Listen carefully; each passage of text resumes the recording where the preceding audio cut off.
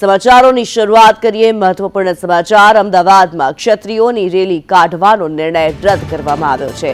ગોતા Rajput ભવનથી rally કાઢી નીકળવાના હતા। રેલી સ્વરૂપે ધંધુકા સંમેલનમાં જવાના હતા ક્ષત્રિયો। ક્ષત્રિય સમાજે રેલી કાઢવાનો નિર્ણય રદ કર્યો છે।